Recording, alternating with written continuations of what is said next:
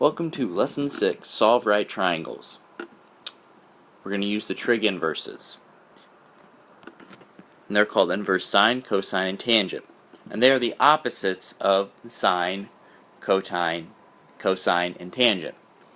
Now, if you remember with sine, cosine, tangent, the only thing we found were the sides. We never actually found the measures of angles.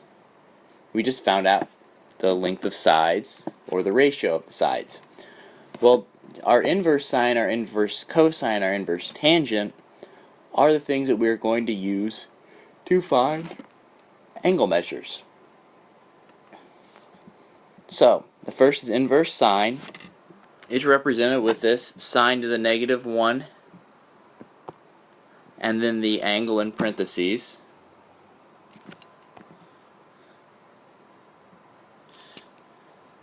With the ratio in parentheses, sorry.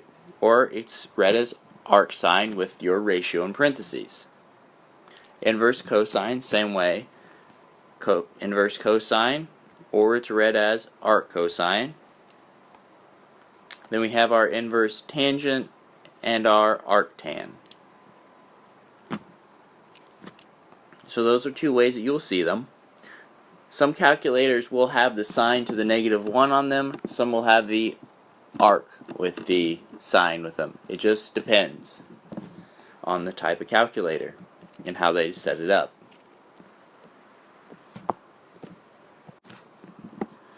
Okay, now let's get into the specifics of each. So we're going to start with the inverse sine. So we have our triangle that we've used and seen with our trig functions. And we have this right here, this sine of A equals A over C, which we know is true. Well, if we want to get rid of sine, what we need to do is we need to take the inverse sine of both sides. Well, we take the inverse sine of this side, and what happens is the sine cancels out, leaving us with just the measure of angle A. We take the inverse sine over here, and we get this. We can plug this second side in a calculator and it will give us an answer. It will give us a degree measure. And then it's the same idea over here with B. We take the sine inverse of both sides. My sine and sine inverse cancel out here. I rewrite it. And then I plug this in the calculator and I get my answer for the measure of angle B. So let's go ahead and do a couple example problems. So here we have 4 example problems. And I'm going to do the first one so you get an idea of how these are supposed to work. And then I'll leave you and your group to do the last 3. So, oh, and this should say 48 up here. Cut off part of my 8. So, we are looking for angle B. So we know that the sine of B is equal to 40. And I'm sorry, that should not be a 48. That wouldn't make any sense, would it? That should be a 40. I can't even read my own handwriting. I'm sorry. So it's 40 over 42. We take the sine inverse of both sides. So we get the measure of angle B equals the sine inverse of 40 over 42. And this is what we plug in our calculator.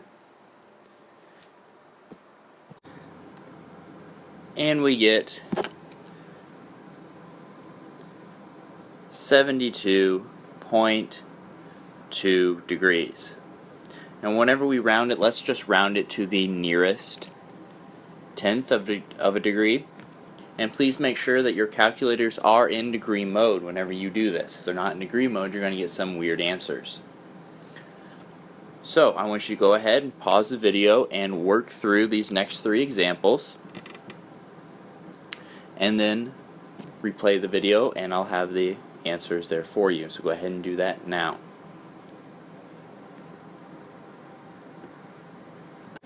Alright, so here are the worked out solutions for 2, 3, and 4. So go ahead and pause the video once again and go over this with your group, see if you got it right, or if you got it wrong, try to figure out why.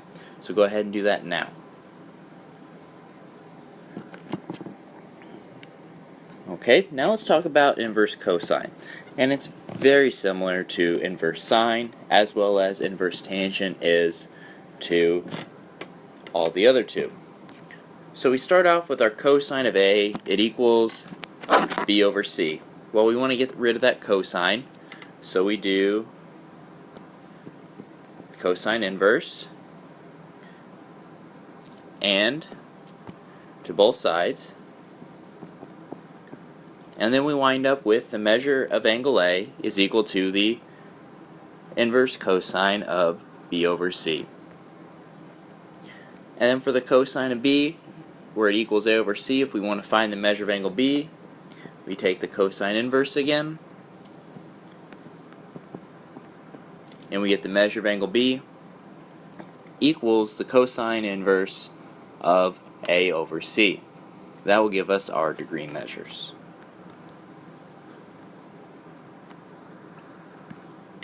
So I'll just work number 1 here through. So we see that we're looking for A, and we're going to do the cosine of A is equal to 13 over 20. We're going to take the cosine inverse to both sides.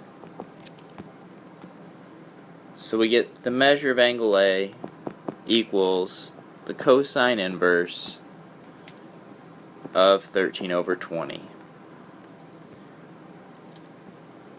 We punch that in the calculator and we get 49.5 degrees as the measure of angle A.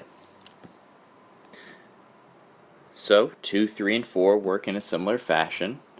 So I want you to go ahead and work through 2, 3, and 4 with your group after you pause the video now.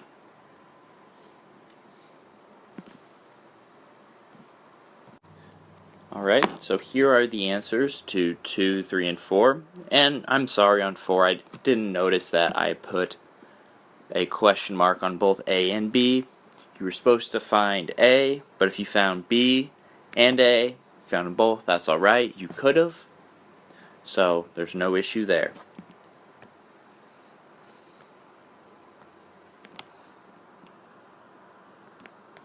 Okay, finally, inverse tangent. Works exactly the same way. If we take the inverse tangent of both sides here, we wind up with the measure of angle A equals the tan inverse of A over B. We do the same thing if we have to use it with angle B,